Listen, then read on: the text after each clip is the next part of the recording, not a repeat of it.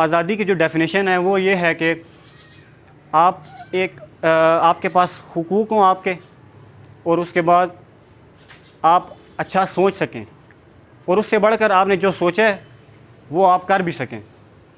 ये आज़ादी की डेफिनेशन, और इसकी हमें पाकिस्तान में बेशुमार मिसालें मिलती हैं। फिर हम कैसे कह सकते हैं कि हम आज़ाद नहीं हैं?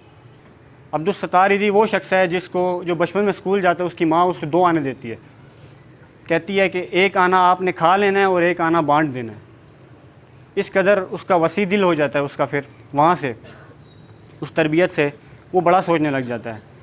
और अब उसका लेवल देखें कि जब वो जाता है तो 23 तोपों की सलामी के साथ जाता है इस दुनिया से। वो एक इतनी बड़ी फाउंडेशन, दुनिया की सबसे बड़ी एक एम्बुलेंस की ऑर्गेनाइजेशन क्रिएट कर देता है, जो पूरे पाकिस्तान में फ्री ऑफ कॉस्ट इस टाइम अपनी सर्विसेज सर अंजाम दे रहे हैं। ये आज़ादी नहीं है तो और क्या है? इतनी बड़ी मिसाल आपके सामने, ये तो फिर इससे कोई हम ये नहीं कह सकते कि हम आज़ाद नहीं हैं। एक और मिसाल मैं आपको दूंगा। कासिम अली शाह साहब को कौन कौन जानता है? कासिम अली शाह साहब एक छोटे से गांव में, एक गरीब घर में उन्होंने आँख खोली, और वहाँ पर उनके पास इस तरह के हालात थे कि वो जब सफ़र करते थे तो उनके पास किराया टिकट नहीं होती थी, वो पैदल उनको जाना पड़ता था बाज़ औक़ात। इस कदर उनके जो है ना गुर्बत वाले हालात थे। और फिर क्या होता है, वो बंदा कहता है कि भाई मैं गरीब पैदा हो गया हूँ, इसमें मेरी गलती नहीं है, अगर मैं गरीब मर गया ना, ये मेरी गलती है। वो बड़ा सोचने लग जाता है। अब देखें, इसी मुल्क में है वो भी। अब मैंने क्या कहा था, आज़ादी ये है कि आप बड़ा सोच सकें और फिर वो आप बन भी सकें। अब वो शख्स इसी मुल्क में रहता है, और इसी मुल्क में रहते हुए आज हम सब उसको जानते हैं, और सिर्फ हम ही नहीं, करोड़ों लोग उसको हर रोज़ सुनते हैं। उनका एक इदारा है जिसका नाम है कासिम अली शाह फाउंडेशन, जो कि खिदमत में हर जगह पेश रहता है। यही असल आज़ादी है कि हम जो बनना चाहें वो हम सोच भी सकते हैं, और हम जो बनना चाहें वो बन भी सकते हैं इजीली। मैं आपको बताऊं, अभी मैं आपके सामने स्पीच कर रहा हूं ना, और आप सब सुन रहे हैं। यकीन करें, यहाँ पर ही कुछ ऐसे लोग बैठे हैं इसी जगह में जिन्होंने बहुत बड़े बड़े ख्वाब देखे हैं, और मुझे पूरा यकीन है कि वो फ्यूचर में जाके इंशाल्लाह उसको अचीव भी कर लेंगे। उसकी वजह क्या है? उसकी वजह ये है कि उनको बिलीव है हम आज़ाद हैं, हम जो करना चाहें कर सकते हैं। अगर हम आज़ाद होते ही ना तो फिर हम बड़ा सोच कैसे सकते थे? तो ये है आज़ादी। अब इस सब के बावजूद भी कोई शख्स अगर ये कहता है कि हम आज़ाद नहीं हैं, तो मेरा ख़्याल है फिर वो उन लोगों की तौहीन कर रहा है जो पहले इतनी कुर्बानियाँ दे के, कायद-ए-आज़म मोहम्मद अली जिन्ना, हमारे और आबा अजदाद, उसके बाद हमारे सिपाही, उन सब की वो तौहीन करेगा ये कह के कि हम आज़ाद नहीं। बिस्मिल्लाहिर्रहमानिर्रहीम। आज का जो मेरा टॉपिक है कि हम आज़ाद नहीं हैं, हम as a nation, as a कौम पाकिस्तान में रहते हुए आज़ाद नहीं हैं। टॉपिक को आगे बढ़ाने से पहले मैं समझाना चाहूँगा कि आज़ादी का मतलब क्या होता है।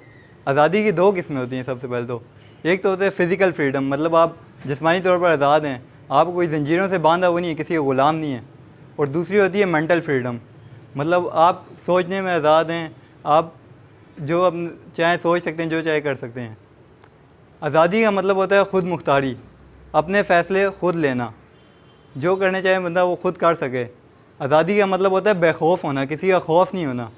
वो कोई अच्छा काम करना चाहता है तो उसको किसी बंदे का खौफ नहीं होगा।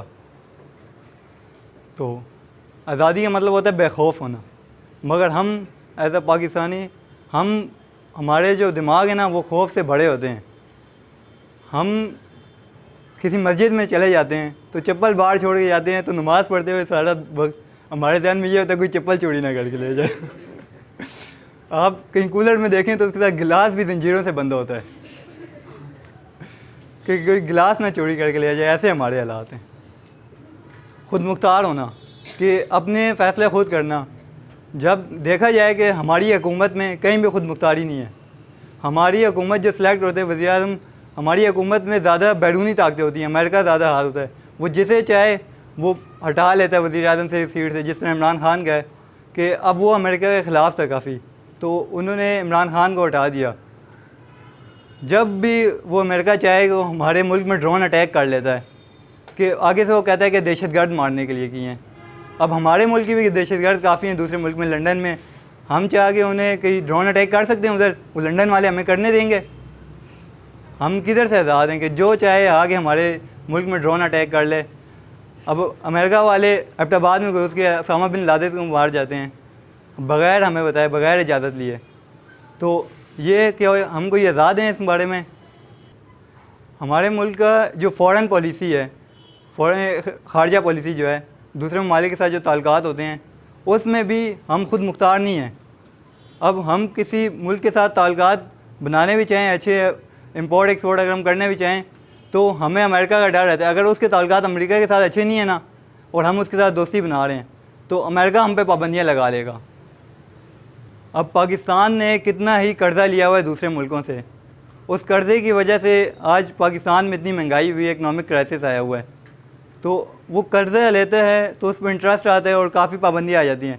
अब हम चाइना से लोन लेते हैं तो हमारी जब उसको लोन के इंटरेस्ट हम नहीं दे पाते तो काफ़ी सारी हमारी चीज़ें गिरवी रख लेता है, और जैसे सोने की कान होगी, तेल की जगह होगी, और वहाँ से वो काफ़ी कम पैसों में, बिल्कुल ही कम पैसों में वो निकाल के ले जाता है और अपनी इकॉनमी बढ़ाता है, उससे अपने फ़ायदे करता है, जबकि हम कुछ भी नहीं कर सकते इस मामले में।